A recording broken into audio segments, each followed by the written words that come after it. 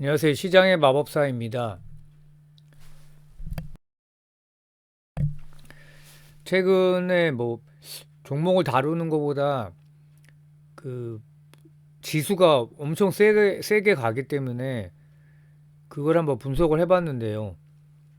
지금 상황이 이제 완전히 버블로 들어섰다고 생각을 합니다. 금요일에 또 이제 마이크론과 샌디스크가 폭등을 했는데 멈출 기미가 없죠. 그래서 뭐 저 스스로한테도 이제 하는 얘기고 정리를 해봤는데 일단 달리는 말에서 먼저 내리지 마라. 가치 투자 관점에서 보면은 이제 버블이니까 워런 버핏은 벌써 한 2년 전부터 현금을 많이 갖고 있었단 말이에요. 의미 있는 규모의 투자가 없었어요. 뭐 일본 상사도 투자하고 어 알파벳도 투자를 했죠. 근데 이제 규모가 크지 않았기 때문에 근데 이제 개인 투자자 관점에서 혹은 헤지펀드 뭐 드러큰 멜러나 이런 분들을 보면 매매를 하고 있단 말이에요. 그래서 지금 매매를 안 한다는 거는 문제가 있습니다. 다만 제 생각에는 현금을 50% 이상 유지하고 철저히 주도주 매매를 한다.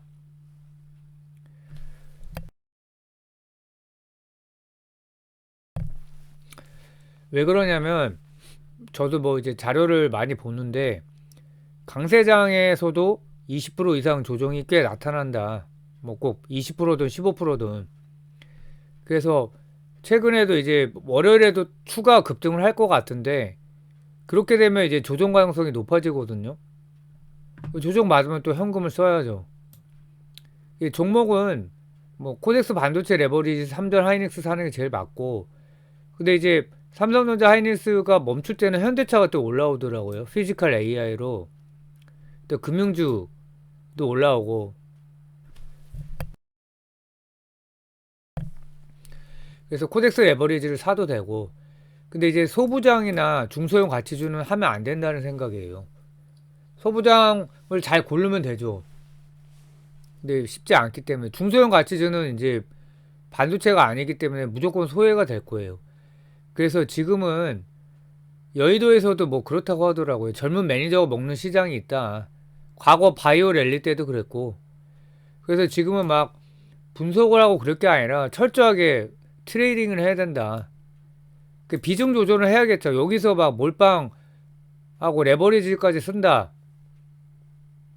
한 100명 중에 한 명은 이제 큰돈 버는 사람이 나올 거라고 생각을 합니다. 근데 저는 그렇게는 못 하겠어요. 그래서 예전에 이제 스터디 할 때 들은 얘기로는 2015년, 16년 때 이제 바이오 랠리가 있었잖아요.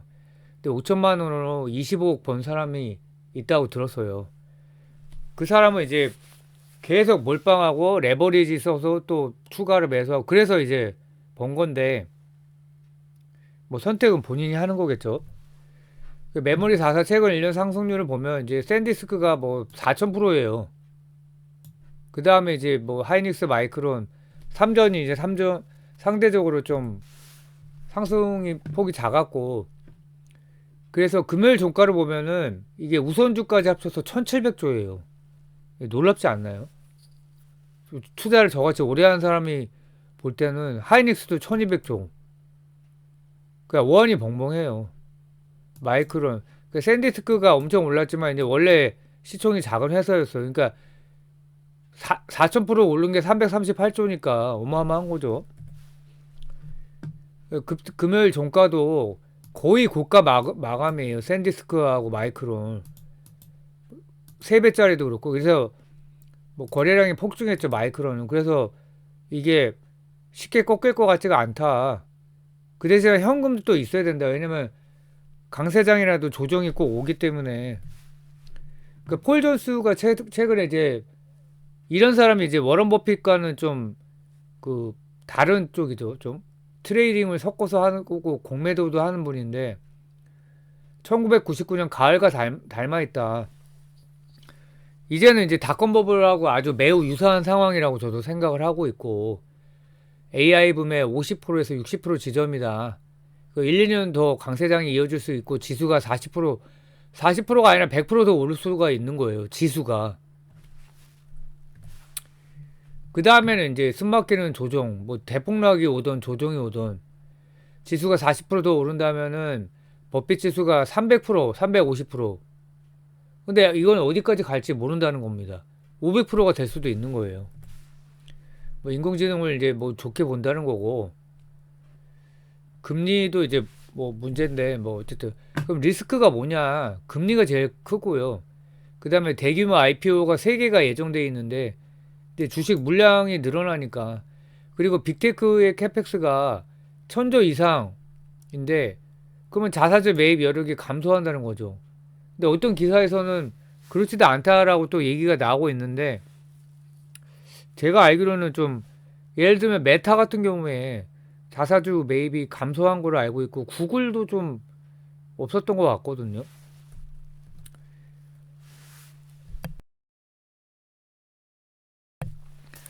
그래서 버블 붕괴의 가장 큰 거는 역시 금리거든요. 그 닷컴 버블, 저는 당시 이제 대학 시절이라 기억도 이제 가물가물한데 투자를 아예 하지도 않았었고, 연준의 공격적인 금리 인상으로 무너진 거죠. 그래서 99년 6월부터 2000년 5월까지 약 1년 동안 6번이나 25bp씩 6번 올린 거죠.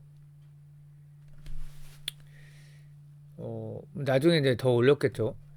어, 근데 첫 번째 금리 인상을 했을 때 6월 30일에 했는데 99년도에. 근데 이때는 오히려 나스닥이 2배가 넘게 올랐어요. 지수가. 미친 거죠.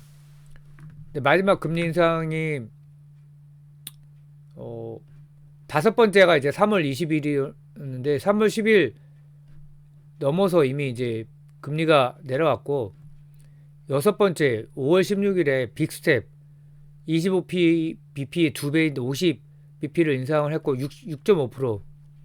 근데 그때 이미 고점에서 30% 이상 하락을 했다. 이게 금리가 이제 굉장히 크게 영향을 미쳤다. 근데 왜 그럴까요? 어, 당시에 닷컴 버블 때는 지금하고 좀 다른 게, 지금은 이제 돈을 잘 벌고 있고 현금 흐름도 매우 좋단 말이에요.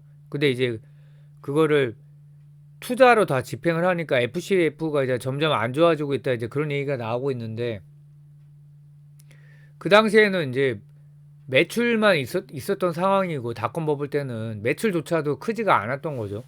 정말 이제 꿈을 먹고 살았다는 거죠. 근데 금리가 이제 6% 근처로 가면서 폭락을 한 거죠. 자, 그럼 첫 번째 금리 인상과 다섯 번째 금리 인상을 한번 제가 살펴봤는데, 6월 30일에 첫 번째 금리 인상을 할 때 2297이었는데 6개월 한 9개월 동안 120%가 오른 거예요. 아, 경기가 좋으니까 금리 올렸구나. 그래서 이런 게 버블이라는 거죠. 지금이 이제 그런 양상이거든요. 삼성전자가 10몇 프로가 오르고, 뭐 그래서 나스닥 상승세가 꺾인 거는 다섯 번째 인상을 준비하던 3월이다.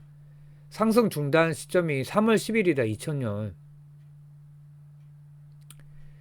그리고 3월 21일에 연준은 다섯 번째 금리 인상을 했는데 드디어 6%대에 진입을 한 거죠. 그래서 여섯 번째 인상, 이때는 이제 0.5%를 올렸는데 이미 고점 대비해서 3, 40% 하락을 했었다. 그래서 초기 붕괴는 3월에서 5월까지는 약 36% 하락을 했는데, 지수가요. 최종 바닥은 2002년인데 78% 하락을 했다. 어마무시하죠. 지금은 이제 그런 시점은 아닌 것 같아요, 아직까지는. 그래서 금리 인상 초기는 오히려 기회였다. 지금 이제 연준 의장이 뭐 새로 이제 뭐 임명이 된 건가요? 뭐 하여튼 교체가 아직 된 건 아니죠. 근데 그분에 대해서 여러 가지 말이 많단 말이에요. 근데 뭐 봐도 잘 모르겠고, 그거는 그 채권 전문가도 잘 알지 못하니까. 금리가 6%를 넘어가니까 이제 기술주가 무너진 거죠, 당시에. 왜냐하면 뭐 기업이 이제 스스로 돈을 벌지 못하니까 대출을 많이 썼는데 대출 금리가 폭발적으로 올라가니까.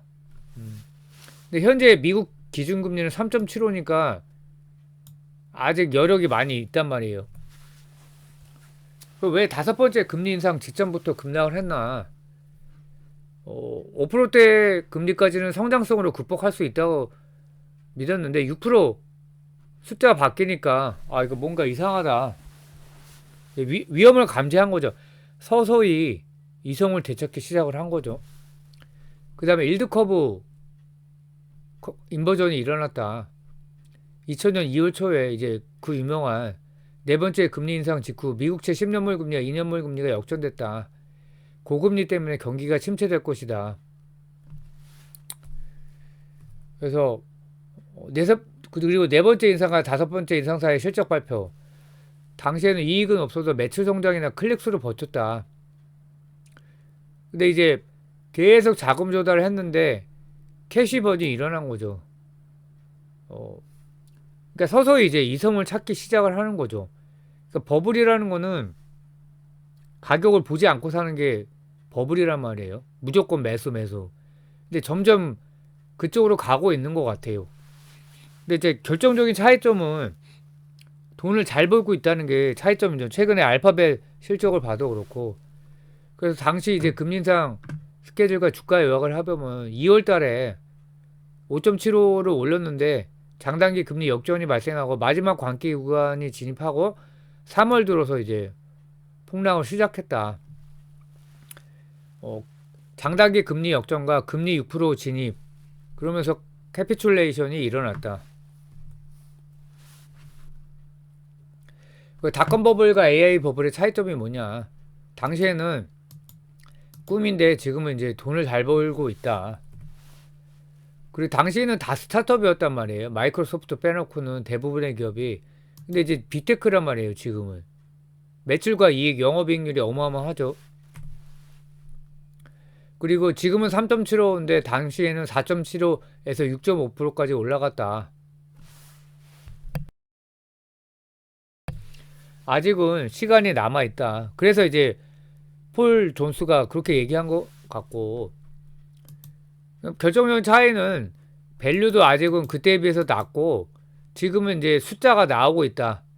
근데 이제 IPO가 있으면서 좀 조정이 나올 가능성이 점점 높아지고 있다. 이렇게 저는 보고 있고요. 트리거가 뭐가 될지 모르죠. 이란을 공격하면서 조정을 받았잖아요. 근데 많이 급하게 오르면 이제 조정이 일어난단 말이에요. 지금 급하게 오르고 있죠. 근데 스페이스X가 6월 달에 상장을 할 것 같은데 뭐 7월로 갈 수도 있고 뭐 그게 트리거가 될 수도 있고요. 근데 이제 중요한 건 내리면 안 된다는 거예요. 미리. 그래서 이제 풀배팅을 하면 안 되고 배팅은 그래도 해야 된다. 스페이스X가 6월이나 3분기고 엔스로픽은 10월 4분기. 오픈 AI는 말이 많죠. 내년을 넘어갈 것 같고 예상 기업 가치가 뭐 400빌리언이라고 하는데 아닙니다. 1T를 이미 넘어섰고 스페이스X가 가장 임박했고 요즘에 이제 엔스로픽이 난리가 났죠. 근데 오픈 AI가 서로 이제 결국은 서로 경쟁하면서 이제 빅테크도 계속 투자를 하고 그러면서 이제 뭐 난리가 난 거죠. 메모리 회사가. 근데 IPO 때문에 수급 붕괴 영향을 체크하면 기존 주도주의 매도 압력이 있다. 왜냐면 IPO에 자금을 넣어야 되니까 그 패시브 자금의 강제 재편이다. 그러니까 유동성을 흡수한다. 뭐 그런 거고. 스페이스 6월 시장 에너지가 분산된다. 근데 이걸로 끝난다? 그럴 것 같지가 않아요. 그래서 지금 여러 가지 이제 신호가 나오고 있어갖고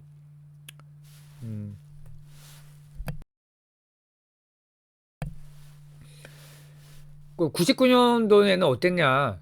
이때도 IPO가 많았단 말이에요. 99년 하반기부터 2000년대 초 골드만삭스가 이때 상장을 했네요. 뭐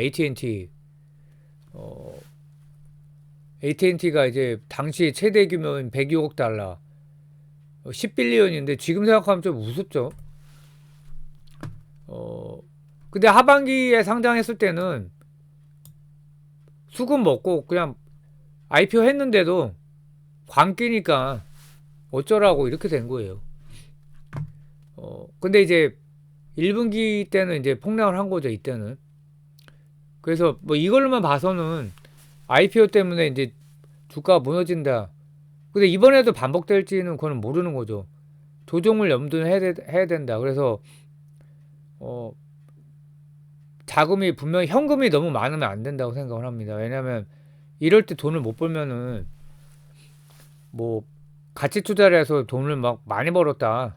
근데 내 기준에 맞지 않는다. 그러면 안 할 수 있겠죠. 근데 지금 돈을 벌어야 돼 자금을 이렇게 자산을 모아야 되는 시점에는 그런 분들 같은 경우에는 뭐 저도 그렇고 현금이 너무 많으면 안 된다.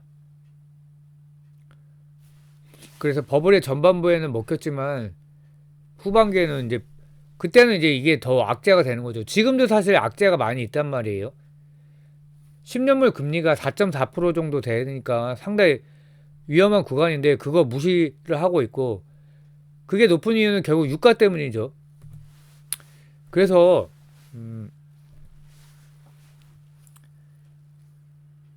제 결론은 뭐 그겁니다. 지금 내리면 당연히 안 되고 근데 이제 현금을 어느 정도 갖고 있어야 된다. 왜냐면 강세장에서도 조정이 있기 때문에. 그리고 계속 이제 긍정적인 뉴스 나오는 게 그거죠. 샌디스크가 장기 계약에 성공했다고 이제 공시에 나왔단 말이에요. 그게 뭡니까? 삼전 하이닉스에 멀티플이 올라가는 효과가 있는 겁니다. 자, 그렇게 되면 TSMC보다 돈을 더 훨씬 많이 버는데 뭐 올해 물론 전망치가 그런데 내년 전망치도 그렇고 그럼 TSMC 시총을 넘어서는 게 맞을 수도 있다는 거죠. 왜냐하면 이익의 안정성이 담보가 되니까요. 27년, 28년, 심지어 29년까지도 이익이 느는 걸로 지금 나오고 있어요. 근데 그런 거는 또 100% 믿을 수가 없으니까. 그래서 이 광기의 순간에 예전 같으면은 이제 삽질하고 있었을 거예요. 저는 네이버나 카카오 들고 있고. 근데 이제 네이버 카카오에 막 물타기 하고 그런 건 아니라는 거죠. 현금 비중을 유지하면서 삼성전자, SK 하이닉스 아니면 코덱스 레버리지 아니면 코덱스 반도체 레버리지 이렇게 반드시 들고 있어야 된다. 그러니까 현금이 너무 많으면 안 되고 일정 수준을 반드시 들고 있어서 끝까지 먹어야 된다. 심지어 첫 번째 금리 인상이 일어나더라도 주가는 무시할 가능성이 높다. 왜냐면 3.75에서 한 번 올리면 4인데 큽니까? 그거 아니거든요. 그래서 뭐 언제 터질지는 모르죠. 그러나 이럴 때 좀 꽤 먹어야 된다. 왜냐면 지금 부동산도 이제 폭등을 이미 폭등할 거거든요. 앞으로도. 그래서 혹시 들으시는 분도 좀 잘 이 버블장에서 많이 먹으시기를 바라겠고 뭐 저도 먹어야 되겠고요. 예. 예, 그렇게 결론을 내리겠습니다. 감사합니다.